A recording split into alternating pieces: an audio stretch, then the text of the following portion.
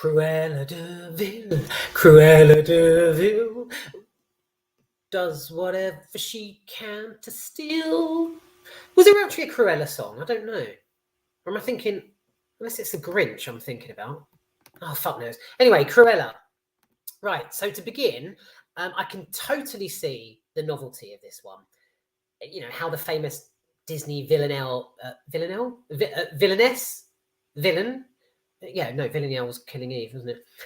Came to be. Cruella's background and upbringing, who or what had influenced her to become the puppy robbing biatch, and whether or not she had or does have a good side underneath.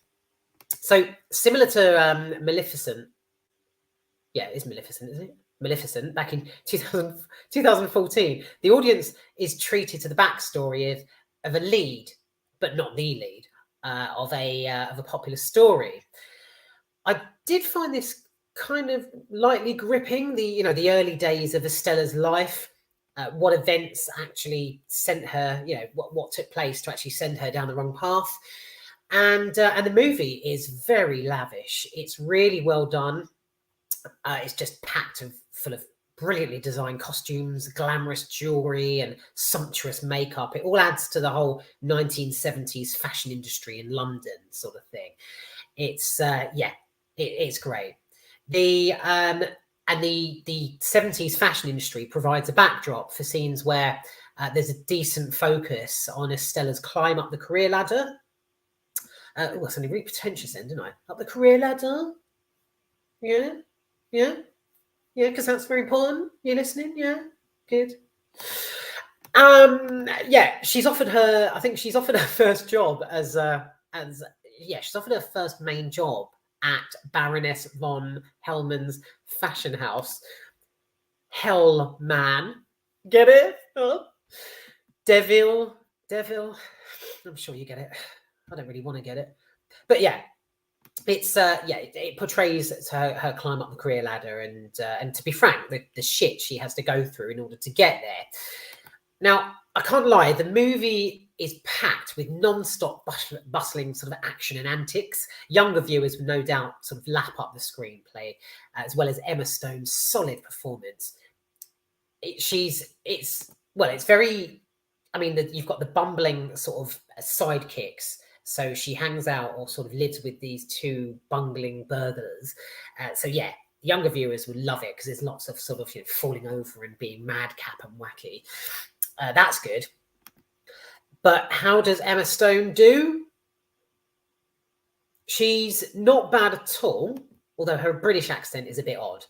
she does manage to embody the whole spirit of the famous animated villain perfectly, from when Estella was like an ambitious seamstress right the way through to Cruella's success and the OTT confrontations she has with the Baroness, mainly towards the end, the Baroness being played by Emma Thompson, no less, who is basically Emma Thompson. She reminds me of Olivia Colman. When they're basically the same in everything they do, apart from Last Christmas, I think she put on a Russian accent.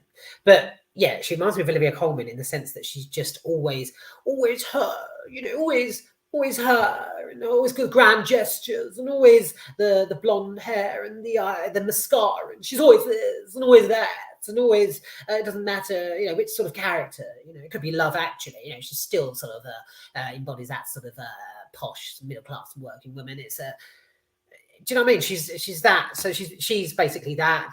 Emma is decent, and in addition, the CGI and the visuals, they complement it all remarkably. Especially, I have to note this, especially the scene that sees Cruella zap a costume change in front of everybody. She sort of, I can't remember how she does it now. It's on the trailer, but she does something, and this whole exquisite dress just sort of cyclones up her body and goes bam, and it's so glitzy and glammy and fashiony and 1970s. Yeah, you'll like it if you're into sort of fashion and CGI and special effects, and not Emma Thompson. Yeah, you'll love it. So yeah, that bit's great. The where the dress appears in a shower of sparks. I just wish there was more of that music. I just wish there was more of that magic throughout the rest of the movie. It, on a negative, it's missing something. It truly is missing something. I think it's the whole the CGI, the visuals that are stunning, but they're not utilized as much. So it's more of a sort of gritty sort of backstreet London atmosphere throughout the film. It's quite dingy when it portrays a seller's life, but the sort of magic doesn't kick in really until sort of halfway through and the end. Right, that was a short review. I hope you enjoyed. If you didn't, don't care.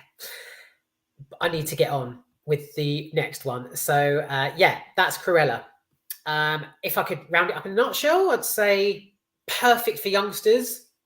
It's dotty and balmy in all the right places. You've got the bustling antics of the two sidekicks, Emma Stone, who incorporates some nice drama as well as comedy into the character, but also how she claws her way to success. It's it's quite engaging. Yeah, but the CGI and the spectacular visuals, they needed more of it. That's all. Maybe a bit less of Emma Thompson. I'm a cheeky thing.